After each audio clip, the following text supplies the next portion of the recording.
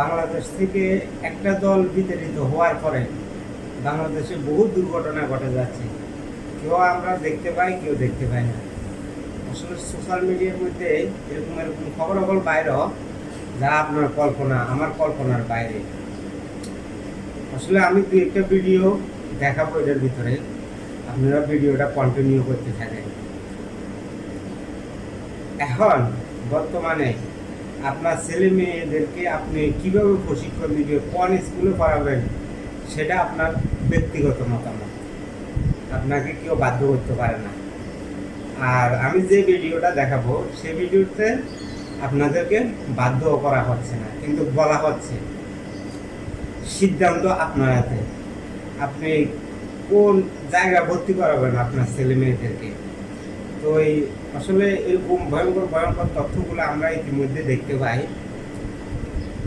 একমাত্র আল্লাহ ছাড়া আর কেউ গ্যারান্টি দিতে পারে না যে আপনার ছেলে মেয়ে আমাদের এখানে ভর্তি করাইলে আমরা গ্যারান্টি দিতে পারবো আপনার ছেলে মেয়ে ভালো হবে। আসলে এরকম নিশ্চয়তা দিই কেউ কি বলতে পারে এই কথাগুলা? কিন্তু বলা হচ্ছে এই কথাগুলা যে আপনার ছেলে মেয়েদেরকে আমরা আপনাদেরকে নিশ্চয়তা দিতে পারি আমাদের এখানে যদি ভর্তি করেন। সুতরাং যাদের ছেলে ক্লাস 5-এর উপরে বয়স হয়েছে আপনারা শিবিরে দিবেন।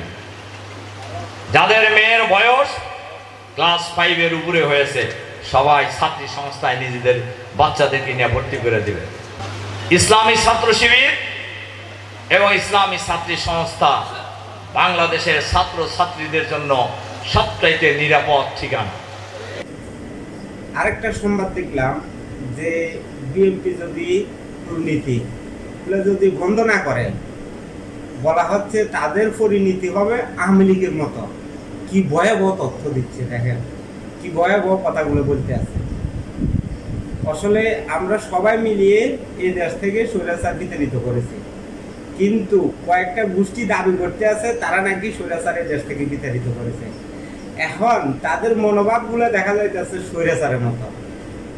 কিভাবে এই কথাগুলো বলতে পারে একজন যে কোনো মানুষে? এই কথাগুলো বলা কি তার পক্ষে কি রুচিসম্মত হয়?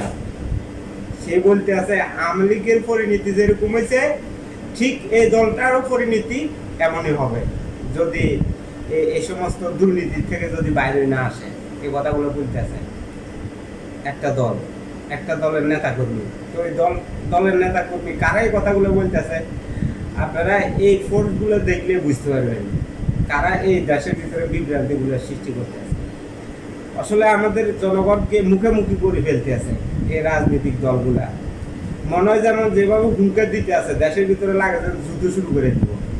তো দেশটা কি আফগানিস্তান যে দেশের ভিতরে এত বড় বড় হুঙ্কার দেওয়ার কি দরকার? আর হুঙ্কার দিয়ে এখান থেকে কি ফায়দা পাবে এই দলগুলো? যারা এই হুঙ্কারগুলো দিচ্ছে তারা দেশের জনগণকে ভালোবাসে না, দেশের গণতন্ত্র বিশ্বাস করে না, নির্বাচনে বিশ্বাস করে না। তারা ওই স্বৈরতন্ত্র বিশ্বাস করে, এই কারণে এই কথাগুলো বলতে আছে। সংস্কারের আগে বিচারের আগে কোনো নির্বাচন হবে না। কি ভয়াবহ কথা! মানুষের ভিতরে কিভাবে একটা বিশৃঙ্খলা সৃষ্টি করা হয়।